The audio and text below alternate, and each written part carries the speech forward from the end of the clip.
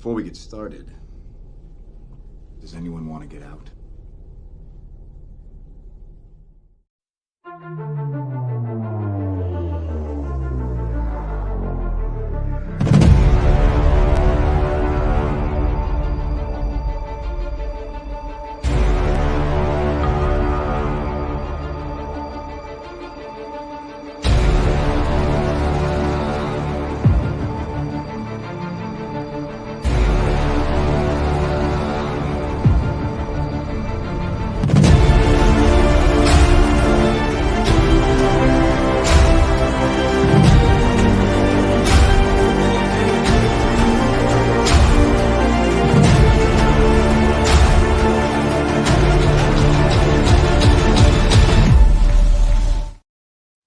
Hey everyone, welcome to Late Night with Cap. This is JT, your host, aka Cap, and it's been a little bit. It's been a little bit, a couple weeks. Sorry. It's okay.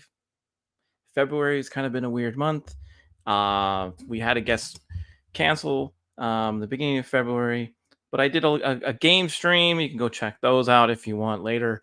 I'm playing through the first Uncharted. I'm almost done with that game. And then I'll move on to the second Uncharted. If you don't know what Uncharted is, I'm sure my next guest that's coming on tonight knows what Uncharted is. But if you don't know what Uncharted is, it's a video game where you are on an adventure and you hunt for relics of the past. So it's very fitting to this channel. And I think it's fun for all you gamers out there that just want a little bit of gaming. Now, and then I took a break for Valentine's Day, and that was fun. Had a good time, hung out with the missus. And I'm excited to have the next guest on. He's been a fan. I think he's a fan, but he's been a supportive of the channel probably since day one. And I've been trying to get him on, but he wanted to have his new channel all set up before he was a guest, so he's all ready for that. But before I bring him on, I'm going to make one little announcement here.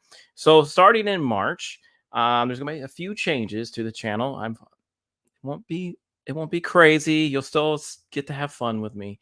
But if you haven't noticed, I have been doing a lot of my Caps mysteries on the shorts, and I'm doing a lot of time on those, and those are doing really well for me. So I do appreciate everyone watching and all the new subs that came from that. So if you're here tonight, it's good to see you.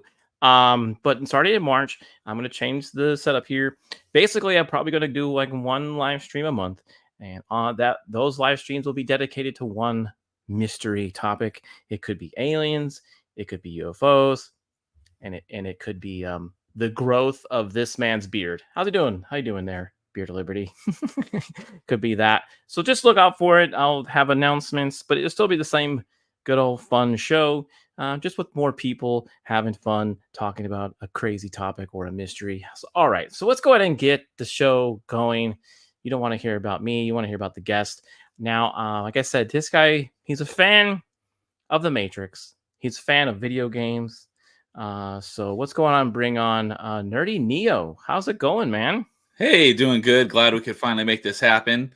And to piggyback what you were saying earlier about Uncharted, yeah, we talked about that on Open Mic last week. So if you want to hear us talk about that, you go check out the Open Mic on my channel. But yeah, Uncharted, it was a movie that everyone loved. Yeah, it was a movie that everyone loved. No, but it's a fun game. I played it many times, but I like to relive it. I'm going to relive it with everyone here on my channel. And you can see me die a lot, falling off of cliffs and cursing at the screen. So it's all good and well. How's your day been, by the way, before we say hello to everyone? How's your day been? Doing well. I was kind of giving you a little brief rundown before we started. My PTO hours are capped out, so I had to get some work done so I could take the next couple days off. So I'm gonna chill tomorrow and Friday. So I'm looking forward to that. Very cool. Now I did put a poll in the chat, and you've already kind of mentioned it makes no sense. I basically said red pill or blue pill, yes or no. So that's up to you all. So but yes to the red and blue pill, or no to the red and blue pill? Like I don't get it. Yes or no? Would you even be there to take the either one? So, but yeah, we got now this guy was on your channel. Vanquish, he always comes by and says hi. Yeah, what's up, Says, Vanquish? good evening, lads. Yeah, he put in a suggestion for a top 5 episode sometime in the future, so we'll probably have to do that. Awesome. I've already said hello to Beard of Liberties. Good to What's see up, you. Beard? Good to see you. And Jacob Ironside. Good evening, buddy. Jacob. Yeah, he's always bringing in the dad jokes, so hopefully he can. And we have Conan. Good to see you, buddy. I always see him in the chat because there's another Conan that I see often in other streams, but it's that I say hi to because my previous was Brobafett, and I saw I became friends in chat with a Conan the Brobarian, and so every time I see this Conan, I think it's that one. I'm like, oh wait, no, it's different Conans. Okay, but hello Conan, not the Brobarian, the Barbarian. And after the weekend, my buddy's over there. Hey, it's Dirty Neo. Hey, R2, what's up? I'm not sure why I called you Dirty Neo, but now you were named Brobafett, and then you switched to Nerdy Neo. Is there a reason? Was there a reason for that? Yeah, so Brobafett was like the online persona I used for probably close to a decade, and I use it for almost everything. But because I wanted something to match, because when I started my channel, I knew I wanted it to be video game related, and my gamer tag was and still is X Neo 21 X, as you can see right here. And so and I've had that since 2006. Brobafett came around in like 2012, so my Neo persona is older, but I switched over to using Brobafett for everything except for Xbox.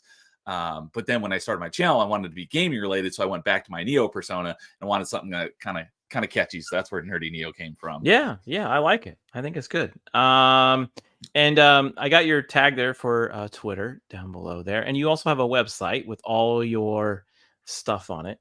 Yeah, it's like Linktree, just a different one called Card. Yeah, you've got all your stuff up there, Twitch, and I saw all your channels links in there too. I'll go ahead and put that in the chat here real quick in case everyone wants to take a look at that. We didn't say hi to Really Old Movies. Hello, Really Old Movies. Oh yeah, hey, how you doing, man? Good to see you. Not to be confused with other Conan or the original Conan. The other Conan, as in O'Brien. I think he's saying he's the original. Oh, okay. Yeah. I'm not even sure if I've ever actually seen the Arnold Conan movie. Really? I'd have to go back and watch bits and pieces of it. I'm not. I know I saw the was it Jason Momoa Conan? What was the one from The Rock? The Rock played Conan. I saw that the Conan. Mm-hmm. No, I swear there was a Jason Momoa Conan. I'm pretty sure I've seen that one. The only Conan I know is the Arnold Schwarzenegger. Is Arnold. I may have seen like a really, really, really, really long time ago. I just don't remember it. But well, Archie says you should be no longer the guest. Yeah. I'm sure there's some classic movies that you haven't seen. He's you know what? I'll give him the not so cool cap dance.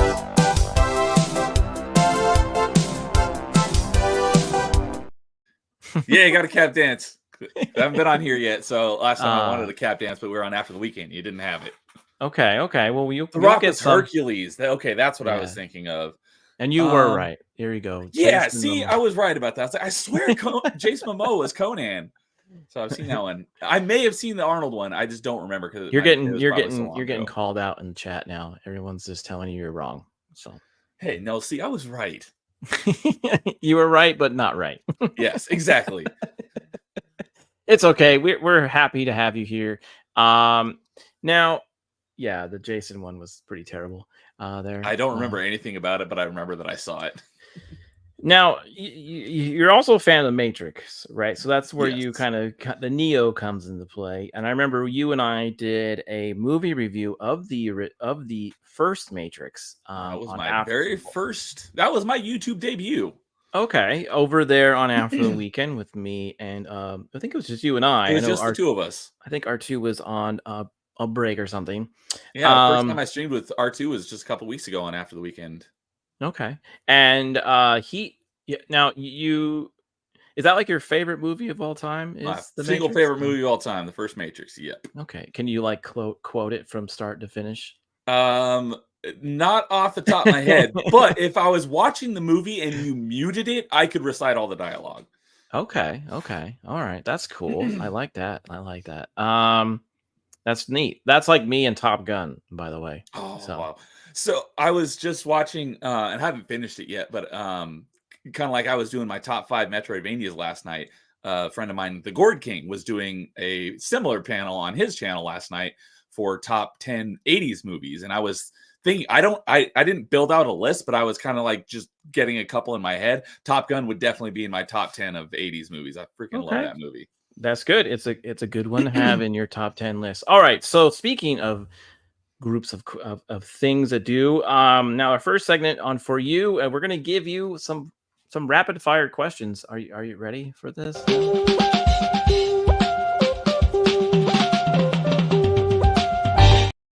Oh, I study. All right, so we know your favorite movie. What is your favorite store? My favorite store. Mhm. I don't.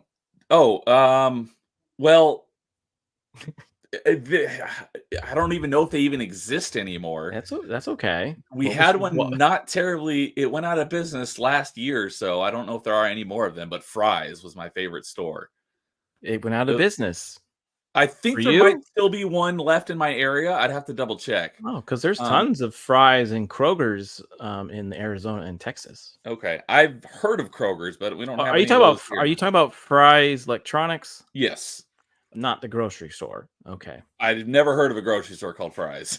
Yeah, there's a Fry's. So when you live in Arizona, there's a Fry's grocery store. Okay. Which is like Kroger if you have Kroger in your. I've heard of Kroger's. And then you have a Fry's Electronics, and they're completely separate companies. Yeah, Fry's was vanquished. You are right, though. They are gone. There were 2 in my area. I know one closed down. I don't know about the other one. Yeah, so what you would. And there were 2 in Arizona. There was one in Tempe, and there was one on the west side of town in Glendale, Arizona, or Peoria. And that's where you would go for all your electronic computer game CDs. It was Best Buy DVDs. on steroids. It was Best Buy. And the one by me, I don't know about you, but the one by me was built as a Aztec temple. That's cool. So there was like you walked in, there was like a jungle, and then you were like inside a temple. That's awesome. Yeah. My this right here. You got everyone talking about grocery stores now. Really old movie says Safeway and Winco. Okay. Actually, Safeway is probably where I do most of my grocery shopping. Okay. But yeah, this computer right here was the first one I ever built in high school. So like 20 some years ago. And I built it from parts I bought at Fry's.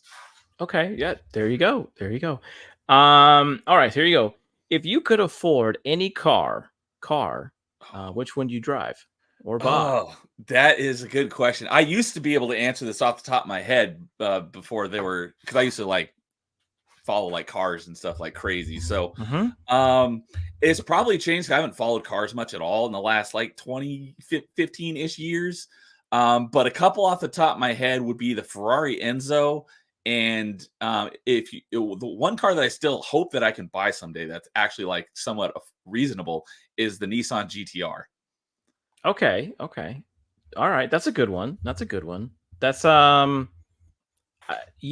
think that's basically the successor to the Skyline. Yeah, as I say, that's not the one in Fast and the Furious, but I think there was a couple Skylines in Fast and Furious. Well, his Paul Walker's cars were the Skylines in the second one. And I'm pretty sure there was a Nissan GTR in one of them, but it didn't play a major part. It just showed up for like a scene or two.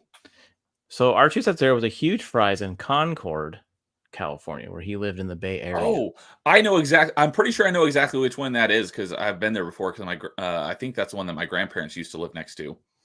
Yeah, or nearby. They were a couple. They were pretty massive. Yeah, GTR was in 7. Okay, that's what I thought. I'm pretty sure that's the one he was driving at the very end of the movie. All right, so this is if you become Neo in the Matrix. Would you rather fly or have super strength? Oh, that's funny that I just saw a Discord I'm in basically had almost the same question today. It was, would you rather have super IQ or super strength?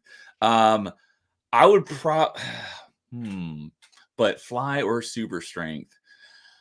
Fly. I'd probably say fly. Fly. Okay. All right. All right. Why? Um, and that's all.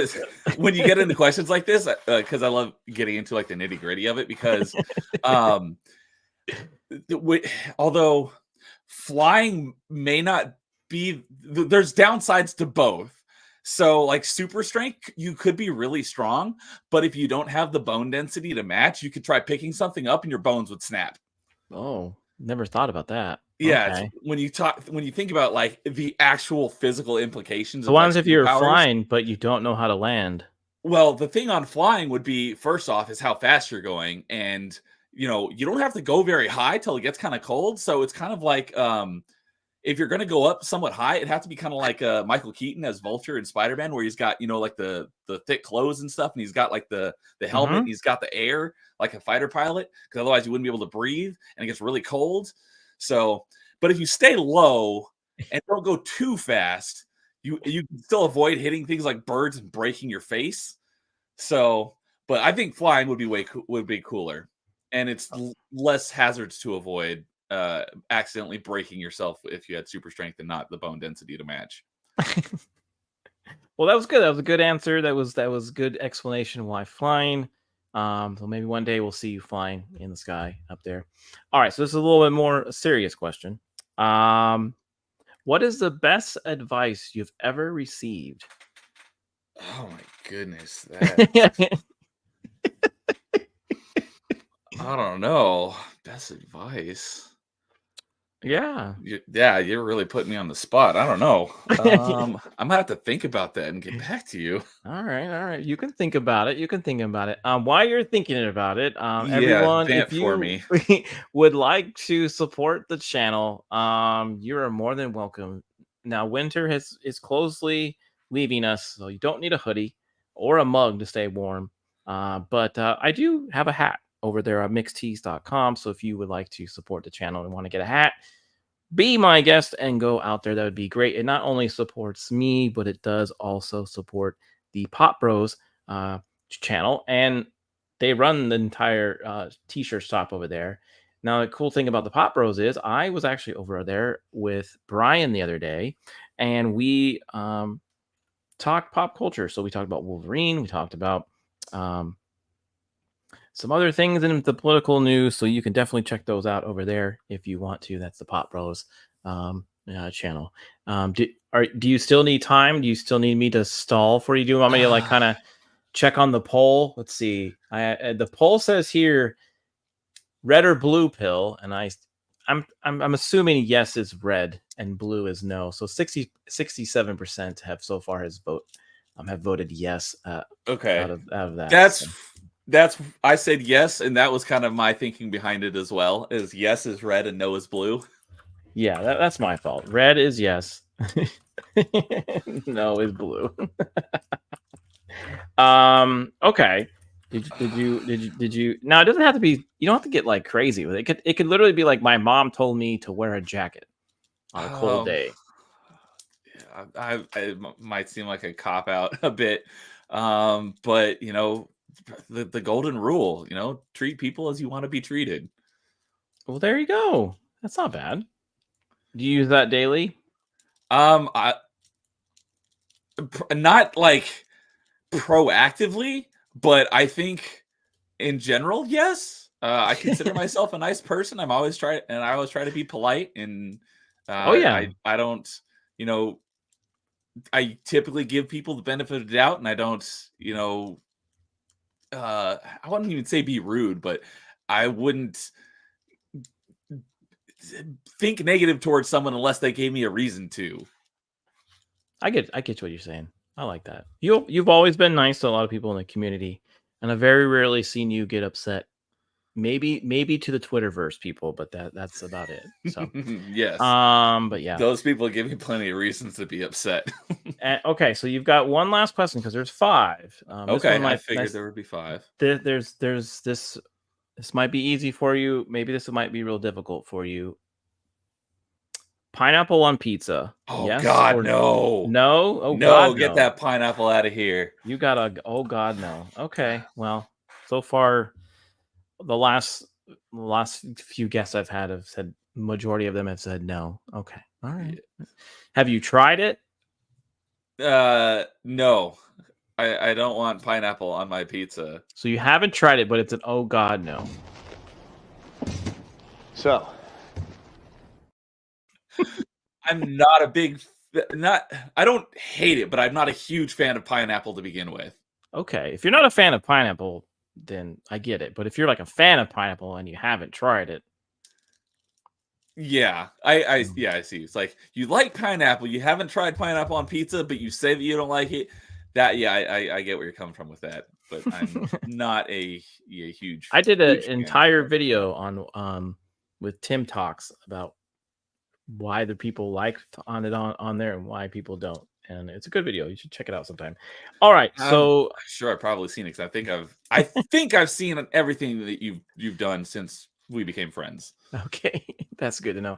Here you go. Rick just posted the show over there on Pop Culture Unleashed. It's done by the Pop Bros. Was filling in for Shane, hoping Shane feels better over there. But if you wanted to check out that stream, you can. I think I saw you mention something about that on Discord. Mm-hmm. Yeah, I was over there. Okay, so one thing you're a fan of is the design fails, right? Yes, that's my favorite segment. A big fan of that. So we're gonna get that started here, and you have a surprise for everyone, and I'll let them know here in a minute.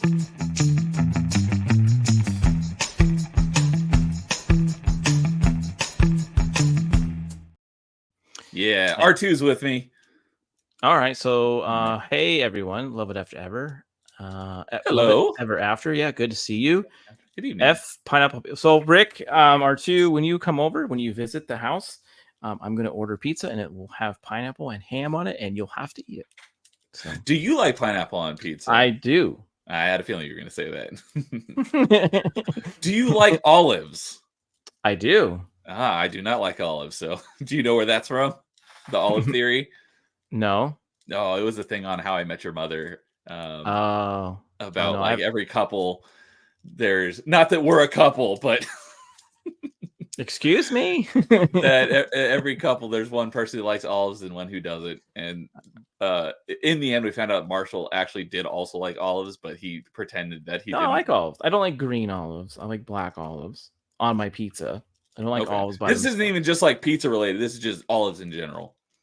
Oh, okay. All right. So you're a big fan of design fails. These will probably stick around. I'm not quite sure of the new channel stuff, but we'll see. But it's good that you're able to do this with me if they do kind of get phased out. But basically, you went around your own town and you have actually taken pictures of failed designs in your area. I had my own submissions. You had your own submissions, so you wanted to show them to everyone. So that's the first one. I'm guessing this is a tea studio. So I'm guessing it's a place where you can buy tea. But I think so.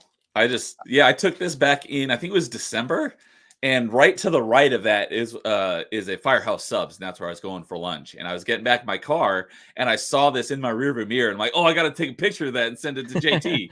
And this says we are now open. Okay, so not they're dropping the E there. It's not, they misspelled the word. This happens a lot. But I wasn't quite sure what the logo was, to be honest. That doesn't really look like anything tea related, but it was kind of odd to me. Yeah, I hadn't even looked at the actual logo till you just mentioned it. I'm assuming since it's sunlight, they're going for some sort of like sun. Yeah, maybe. Yeah, I guess. Yeah, it could be a sun. Yeah. But no, it's funny that you saw this. But yeah, misspellings out in the world of design do happen a lot. So, but thank you for submitting this. Now, when you took it, How excited were you when you took the picture? Oh yeah, so I think I was already had my car in gear in reverse, and I saw it, and I put it back in park. I pulled my phone out to take a picture of it because I'm like, oh, this has got to go to JT. That's good to know. California education system on full display. Yeah. Yeah, we do have, from what I've heard, some of the worst education districts. Yeah, this could be an honest mistake by this could be a layering issue, by the way. My guess is that this was an English fail. Oh, okay. So you're in that area, that type of area. Okay, I get what you're saying. Okay. All right. Yeah, maybe I could be maybe wrong about that. That's just my thought. maybe they don't know that there's supposed to be an E there. So, let's see. Oh, the Gourd King shows up. Hey, there's Gourd King. I just mentioned you a minute ago because I've been watching your 80s videos, as you saw, because I've commented on it. He also does not like my poll. The object to arriving to find a poll asking me which pill to take when I don't even know the side effects. Is the blue pill a 4-hour thing, or is it red cinnamon flavored? Hey, man, we don't know. You have to take it and find out. But good to see you. Good to see you. And Miss Sassy popped in to say hello. Hey, Miss Sassy Sasquatch. You were also on Gourd King's panel.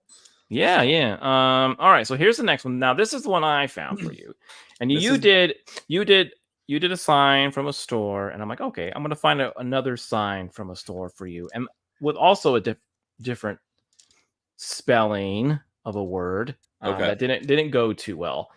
So this one is free rectal photography with every eye test. So. Oh, that's great because I actually work in the optometry field, so I love it. So you have a free rectal photography. That should say retinal photography. But oh my god, that is great! I love that. So that's hilarious. You work in the eye biz. Do people get rectal photographs when they I've been in the field for 10 plus years, and I've yet to see that happen at one of my offices. Lots of retinal imaging, no rectal imaging. That's a new one. That's down the street, right? That's a different place. That does play into what R2 said a moment ago. I think he said that the red pill is a suppository, so maybe you need the rectal photography to see where it is so they can get it out. Yeah. So when I saw your submission, I was like, oh, I have one of those. I will share with everybody as well. So yeah, that's a pretty rectal. Yeah, that's funny. And we got the Gourd King here. After the photo, get a rectal. Get rectal. Now, Mr. Neo, please read the 4-row down. Every other letter. Glove snaps. No Neo signs. Sings Moon River. I don't know that song. You don't know Moon River? If I heard it, maybe I would. But so have you seen Caddyshack? No, I have not seen Caddyshack. Okay. It's been on the backlog of things to watch forever. Are you trying to hurt my feelings? Because if so, you are succeeding. Fortunately, my feelings regenerate at twice the speed of a normal man's.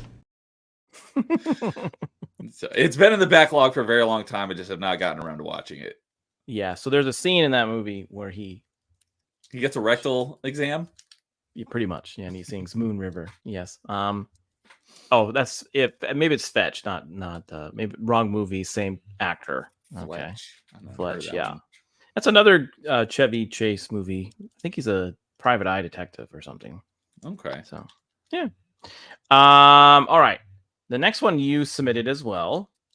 Now, this is a road sign, and it's supposed to give you directions where you're supposed to go. So this is close to your house, you said? This one I took probably about 15 years ago. When it was my first job. It was down the street from my first job. This sign was up for a couple months before they replaced it. So I thought, yeah, that's following the directions of the sign. That's a great way to get in a car accident. Yeah, I don't know if that's a good way to put that. No U-turn, no U-turn. Gorda King says. Yeah, we got that's funny because there are times when you see roads like this and you're not quite sure why they put the arrows where they put them. I've seen this before. Yeah, it's like do road signs not have like a QA department where someone has to, like look at them before they get put up? How many people did this have to go through before it went on the street? Is the better question. I mean, it's pretty obvious, right? You would never put a arrow that goes right in between an arrow that goes left and one that goes straight. So maybe maybe it's Russia. Maybe it's in Russia. So Soviet Russia. U-turn. All right. So the next one I wanted to do for you, this is another sign. I'm not sure if it's really a road sign, but it's a sign to not feed the dolphins. So yeah, that's a very interesting way to feed the dolphins. Yeah, don't feed the dolphins, folks. They'll follow you home. Here we go. What do you do? What do you get if you swallow uranium? A nuclear bum. That's a dad jokes. No blue pill sign. Yes, it is. Yeah. Yeah, he took the red pill. That's for sure. Oh no, he did take the blue pill. That's just a little sprinkle. Yeah.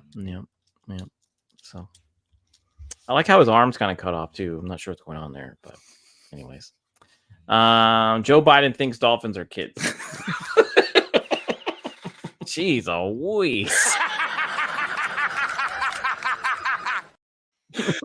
Oh, that's a good one, R2. Nice job, buddy. Well, there you go. There's your bad graphic designs. Thanks for submitting them. That was great. I thought that was funny because I have 2 of them and I want to show them. Like, okay, cool, yeah, we can do that. Well, there were 4 in total, but the other 2 were not ones that I took. They were just ones that I've seen online. Although, yeah, you submitted one that I've done before. Okay, and then, I wasn't sure if you had, but I wanted to surprise you and do some other ones. That way the thing I like about showing weird stuff like that to people and not showing them beforehand is their initial reaction, right? Yes. So. Here we go. Rogue Attraction here. What's up, Tom? Good to see you, everybody.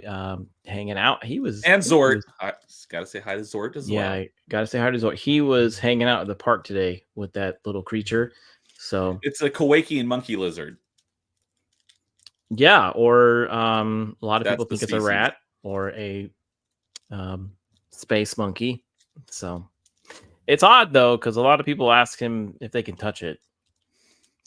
So can I touch your Zort? They do. A lot of them. Let's see. Okay, so we're gonna.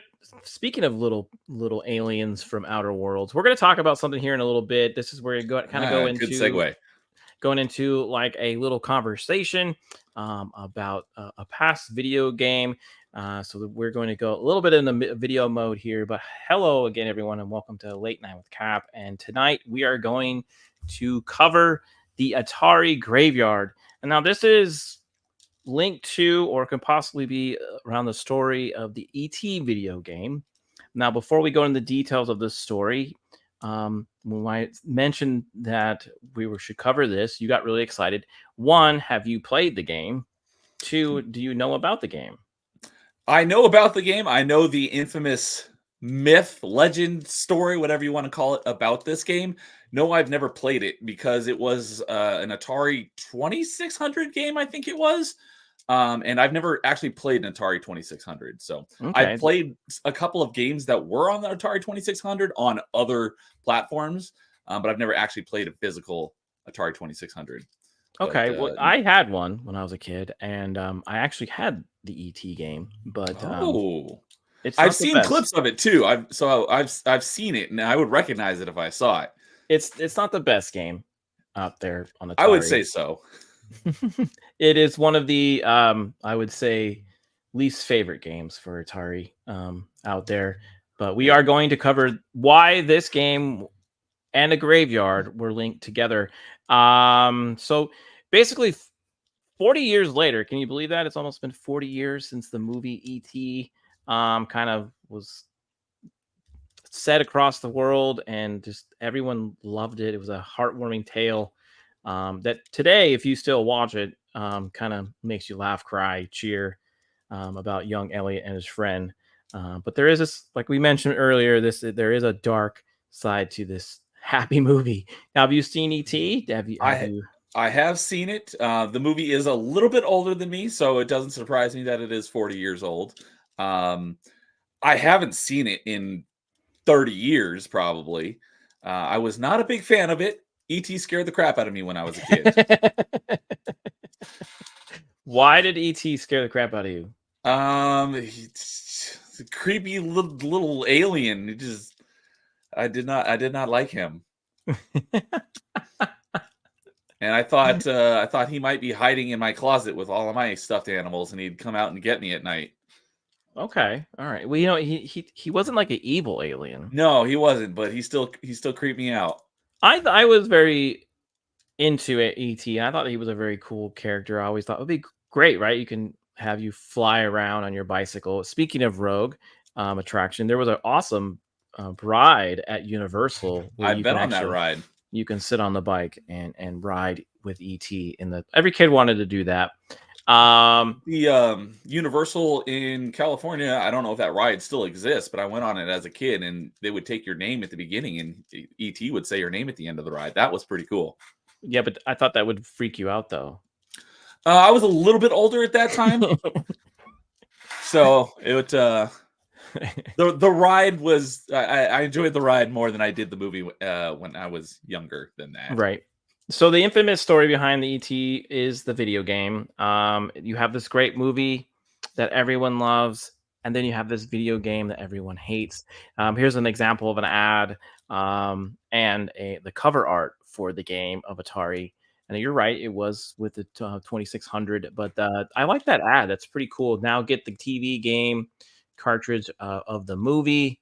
And there's a reason why they really pumped this out, and we'll get into that. But yeah, I was about to say it, but I'm like, oh no, I'll be spoiling it. So this is something that Atari really wanted to put all their ducks in, and we've seen that before in modern times, right? When a studio or a gaming company put a lot of money into something that really doesn't pan out, right? We've seen that, so it's similar to that. I have many examples. So yeah. A little bit of a backstory for you. So June of 1982 is when the movie E.T. came out. And like I said, it was the top of the world. When Steven Spielberg's E.T. Opened, it buried movies that would also be regarded among the best sci-fi movies of all time. Titles like Tron, The Thing, and Blade Runner. Pretty wild, right? To think. Have you seen those three movies? I've seen Tron and Blade Runner. I have not seen The Thing. And I've had a number of people just recently, they're like, dude, you got to watch The Thing, because I know it's a horror movie, and horror is not a genre I typically do. But they're like, even so, you'll probably still like it. So and all struggled against this Reese's Pieces loving visitor from another world. And it's crazy, right? Because those are great movies. Thing is one of my favorite scary horror sci-fi movies. Blade Runner is a great sci-fi movie, and then Tron is just fun. And the fact that E.T. beat all those three was pretty amazing. No one could have seen it coming, but June 11th, 1982 was a red letter day that kicked off the campaign that saw the movie staying in the #1 spot until Return of the Jedi released in theaters in 1983 in May. Almost a year later. That's almost a year later. Now that you don't see that really much anymore in movies, don't stay in theaters for more than a few weeks nowadays, and they usually get beat out by the next one, right? So, like, remember when all the Marvel movies were coming out, you would get. I remember I went to go see a Marvel movie, and the previous one was still in the theater. Yeah. So you just keep. But those always made more money than the rest. This one held out for a long time, and like I said, till May of 1983, so almost a full year. Meanwhile, Atari and its 2600 home console brought arcade favorites into the living room, and the video game companies are ready to keep that train rolling. So they were they were it. Atari. This was a little bit before Nintendo. Yeah, NES wasn't around for another couple years. Yeah, Atari was the game system that people talked about, and also I do remember, and I think it was National Lampoon's Vacation. I think they're playing it in that movie as well, so it was pretty popular. So yeah. Now there was a deadline for the ET game. So July July 1982, Howard Scott Warshaw, he's pictured there on the right, is hired to make the ET game in just 5 weeks.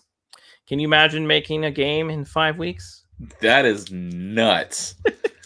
And I was like, well, back then it was, less than 8-bit, the giant pixels that take up most of the screen. Maybe it doesn't take that long to make a game, but I think it says how long it would normally take a game, and then right here in the next sentence. It does. So with E.T. blazing path in theaters, Atari paid $22 million for the privilege to turn the 1982's massive hit into a video game.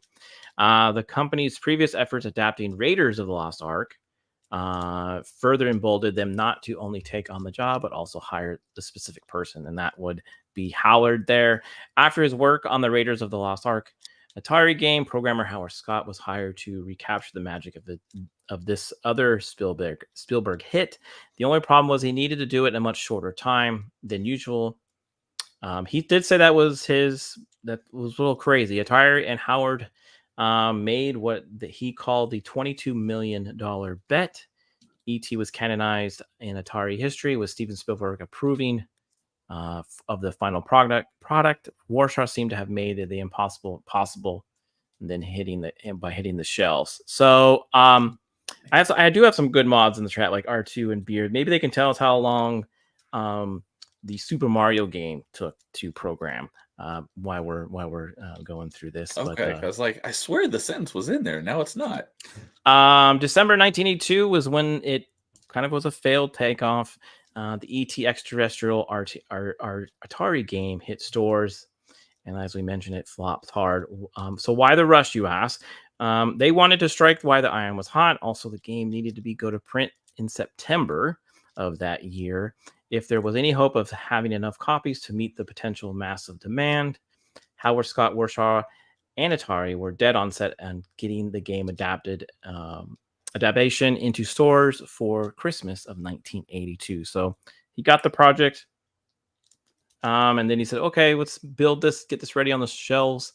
And that's what ended up happening with a marketing campaign that included a TV commercial. E.T. was about to come home in a special way. When you have a movie that wouldn't be knocked off the box office top spot. So remember, it was still number one in the movie theater, why this game was being built and why it was hitting the shelves. And R2 down there, fun fact, the lifespan of Atari 2700 was September 77 to January 1st of 1992. That is crazy. When most consoles nowadays are 4 to 6 years. Yeah, fun factor. Thanks, buddy. That's crazy how long that was. Yeah, and it was a 4-bit game. 4-bit. Okay, yep. That makes sense. Yeah. So now it was a dud. Sadly, the final product was considered a huge dud. E.T.'s video game adaptation was panned by players, which happened around the same time that Atari as a company was on the downswing. The company went from poster child of digital success to a firm that Dan Rather reported total losses of more than $500 million.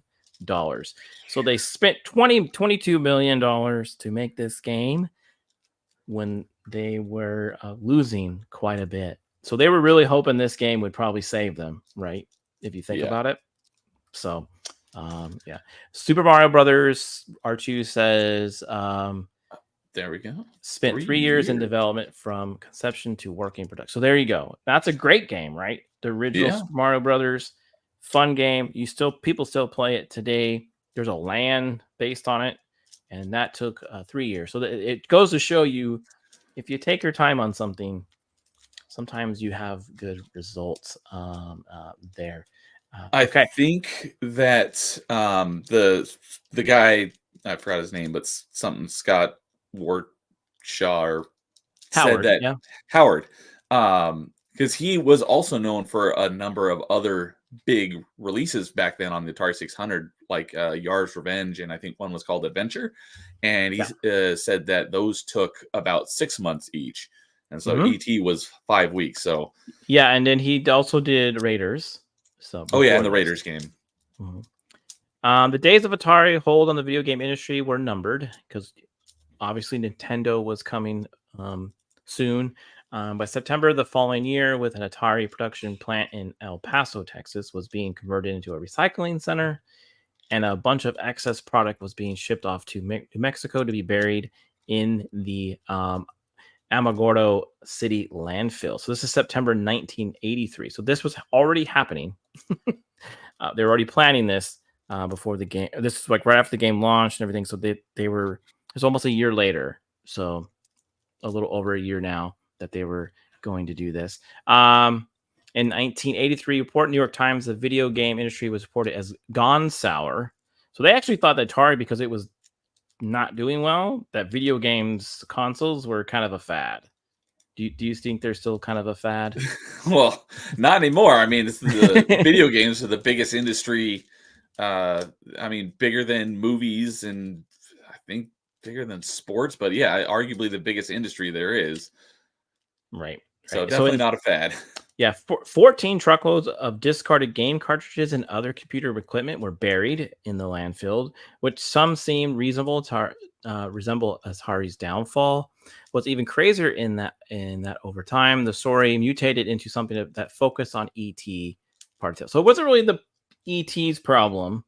I think it was just more the straw that broke its back. Yeah, it wasn't the only thing, but it definitely contributed to the video game crash of the 80s. Here's some real pictures right there on the side there of some games that they found in the landfill. It's pretty wild.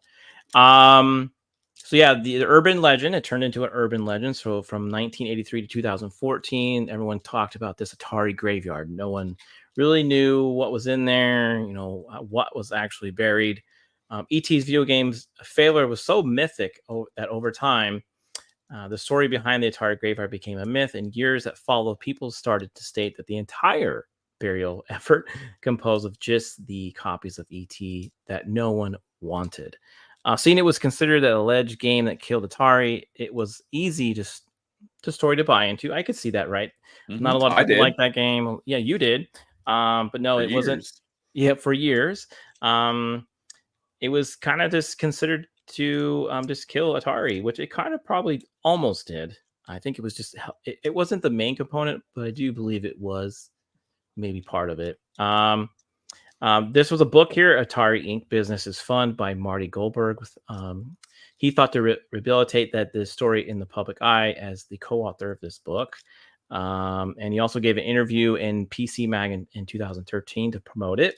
And he basically said the dump there was simply a clearing out of Atari's Texas manufacturing plant, and it transitioned to automated production methods and a focus on personal computer manufacturing. Sorry, as part of the transition, the unused cartridge stock of group titles, not just ET, consoles of parts, computer parts, and all were dumped there in Mexico. It was covered in detail in the Armadillo Press at the time, and just such a non-mystery that I'm surprised by all of this. So like he's basically saying they buried a lot of stuff. Can you imagine what's in there?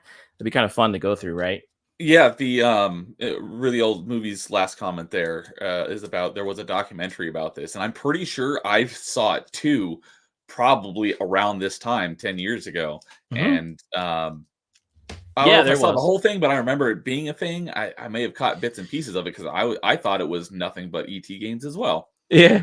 So unearthed, so on April 26, 2014, the Atari graveyard was excavated as a reinforced thought. The story told by Atari Game Over, the urban legend of ET being such a massive dud that it had to be buried, was not true at all. The massive excavation of the Armadillo City landfill on April 26 proved that once for all. So that documentary is these guys right here. They actually went out and dug up that landfill, and you can see some pictures there of how big those Atari boxes were, by the way. You see how big the box is. Revealing everything from joysticks to full in-box and intact games, Howard Scott's Warshaw's creation wasn't the sole occupant of this burial ground, but the urban legend, unfortunately, was debunked. So kind of a bummer. It'd be kind of funny to see that it was all full of ET games, but there was quite a few other things in there too. And as they're kind of holding there were a lot of ET games, but not as much as you think. Actually, this is the guy who did the documentary, putting things into perspective. Director Zach Penn's documentary. I added this for context.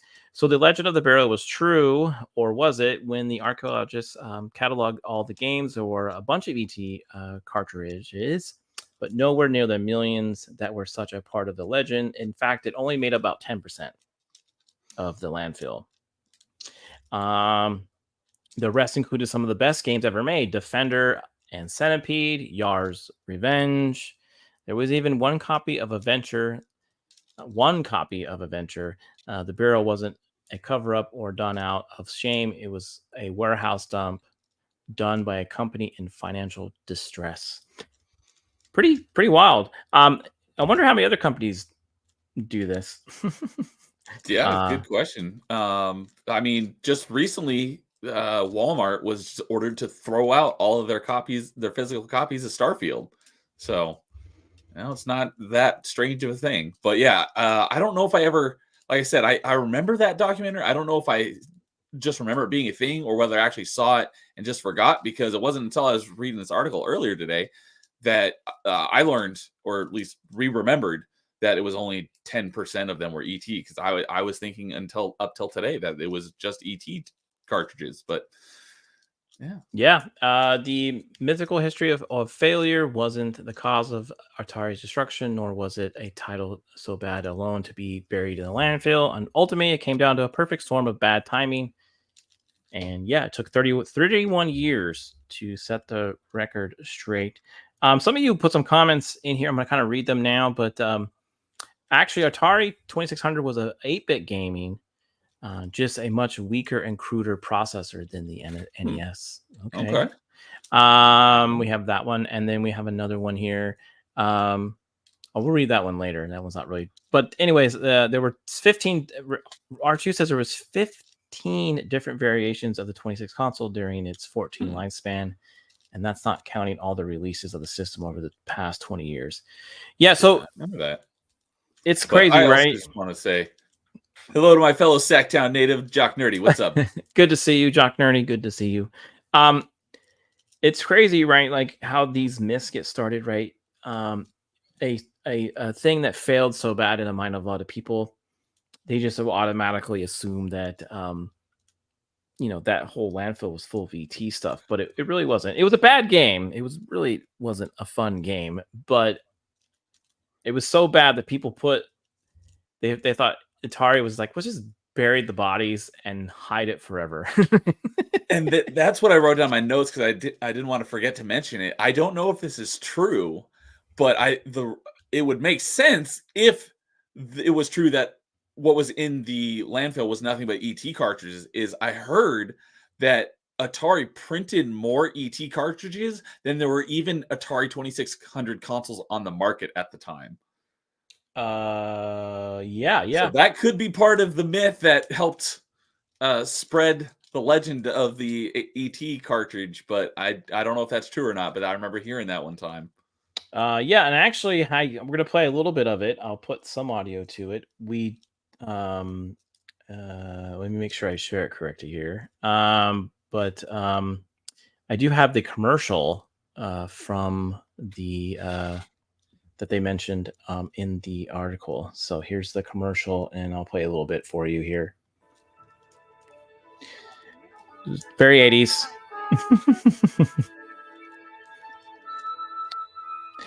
I don't know if you remember this. You might have been not alive. Yep. But he comes before. Yeah, he comes. There he is. So that's ET in the Santa outfit.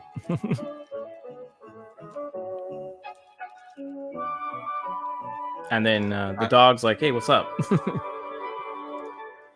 find it odd that the dog is not barking its head off. Who is this stranger in my house? And there it is. There's the Atari right there.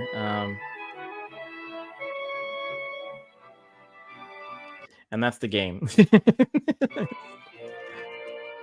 Yeah. Only from Atari. Made especially for systems from Atari. The video game that lets you help E.T. get home. Just in time for Christmas. So that 22 million that went into that commercial, setting up the game and printing it, getting it out on stores by Christmas. So pretty wild, right? The couple seconds of gameplay we saw in that trailer definitely would not be like, oh, I want to play that. Well, you got to put yourself in the time period. It was, I mean, you basically, that's what you were. You were kind of, I think there was a handful of levels that you were dropped down, and then you're supposed to do complete these certain levels, and they were really hard. A lot of them were.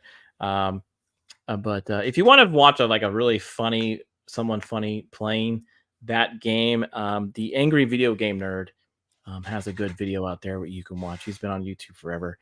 But there you go, folks. Thanks again for coming by and watching us. But that's the story of the Atari graveyard, and hope you liked that story. Did you have you ever been to a landfill like that before? Have you ever actually taken your trash?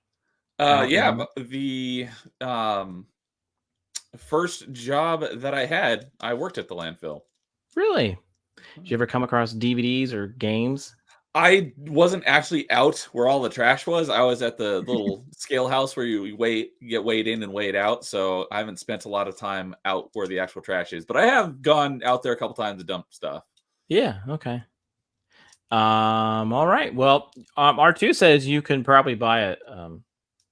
I wouldn't think it would be terribly much. So maybe if you want to buy it, or maybe you can figure out how to stream it and buy it, and you can play it on your channel, Nerdy Neo. I'm gonna look. I wonder if it's on Steam.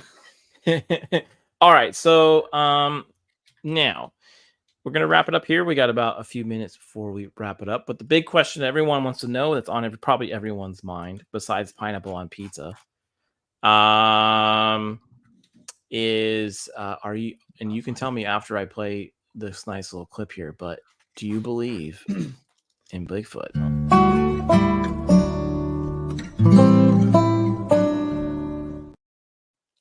So, do you believe in Bigfoot? I do not. You don't believe? Really? After everything I've shown you on this channel, you do not believe? I still gotta see. I watched all your videos about Bigfoot, and well, maybe been enough to convince me that maybe this one, maybe this will be the one. This will be the one. Now, this is a movie documentary that's coming out soon. I saw this. I wanted to send this to you. This is coming out this summer. Yeah. No. So I saw the. You're right. You're right, R2. I don't have the boo clip to boo him. This man. But you know what? You know what he can get instead. He could get let's just give him the SAG. So I'm really glad you brought this up, because I started seeing this trailer and I stopped it, and I was going to send it to you. I was like, hey, I'm not going to watch this till I'm on with you, but you found it and brought it up yourself. So I'm so glad. So I've not actually seen the whole trailer. I just saw the first few seconds and the name of it. So all right. So this is watch. Yeah, here you go. So this is a Bigfoot movie that's coming out in theater. I think in some theaters. So, but yeah. I wasn't sure this was real when I heard about it, so I wanted to wait for the trailer to talk about it. But it is a trailer, a trailer about a movie about Bigfoot. Yeah, that's perfect. Yep. I love it how these guys are watching. Oh, you paused it. I'm like, oh my god, that is funny. So a long time. Yeah. So this is called Sasquatch Sunset. And And the makeup on these actors is pretty amazing. So like if you kind of see some of this here. So that's Riley Keough, I think is how you say the name. Don't know that name. Look at that makeup. Isn't that pretty cool? If it is makeup. Definitely looks like some good prosthetics. I'm Jesse sure you know, Eisenberg. I know that one. I'm sure you know Jesse. So yeah, he's in this. I think I liked him in Social Network, but yeah, you got him there. I'm not sure who Christoph Zijak is, but I don't know that name either. Nathan Zellner. No. Yep. I mean, the makeup here is fantastic. When you agree, look at the wood knocks. See, it's all real, people. It's a documentary. Yeah, look. Hangs out with nature. Yeah, see, eating those mushrooms. More wood knocks.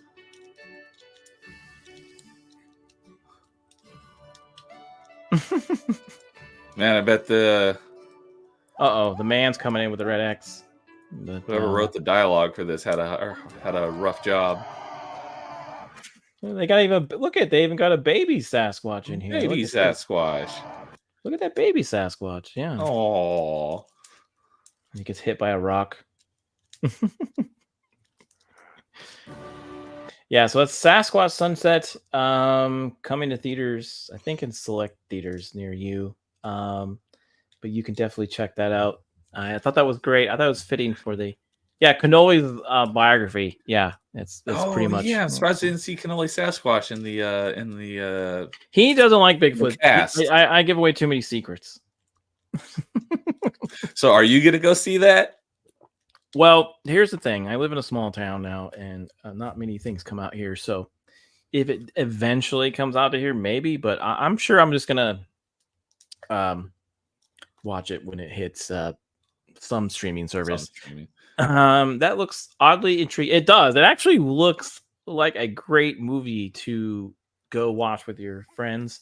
Maybe the After the Weekend crew, could do a special review of that if we can all go see it somehow. So I think that would be fun. I think R2 would have fun with that movie. So, Nerdy Neo, formerly known as Brobafett, I have had a great time tonight talking to you about E.T., Bigfoot, and of course, no pineapple on pizza. Yes. What now? You usually stream on Thursday, so are you doing something on Thursday? Yes, tomorrow night I have another open mic, and my guest is going to be Professor Savage Dad, who I have not had a chance to talk to before. Okay. So I've seen him in the chat of live streaming stuff. I've seen him on channels. I actually coincidentally ended up on stream with him for the first time on Monday. That was unplanned, but we were on a panel together, so it wasn't just him and I. But this will be the first time for us to get to chat. Yeah, and again, people, you can find his YouTube channel if you go to his Twitter page or his website. And this is right here, Nerdy Neo. You've got his Twitter, you got his YouTube, you got his Rumble if you want to check him out over there. His Kick and his Twitch. True Achievements. He's got his gamer scores out there. So yeah, be sure to check out his stuff over there. I'll put this again in the chat just so everyone can have it. But you're always a fun watch, man. I like your conversations. They go really well. And I had fun with you there tonight too. So always good. Yeah. JT was on my open mic last week. He had a chance to chat. And I had a great discussion last night with a couple of my internet video game buddies. We ranked our top 5 favorite Metroidvania games. And that's sparked a lot of not controversy, but conversation where a number of people are like, hey, I want to do that. So we're going to do a part 2 with another set of guests next month sometime. Okay. So, but yeah. R2 says you should do a OnlyFans. So. I think I'll pass. But yeah, all right. If you have any interest in video games, that's basically all I do on my channel is talk about video games. So yeah, it's great. All right, before we let you go and before we say bye to the chat, you do get the original Cap Dance since you've been here since the beginning.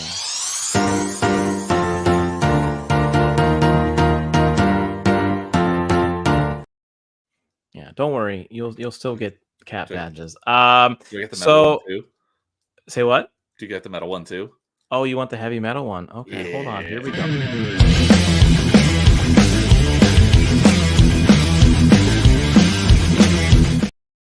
Yeah. Do you want the Mexican cap dancers one as well?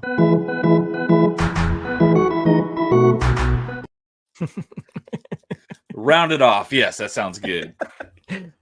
Yeah. R2 hates the original, so it's fun. So sometimes I slip in.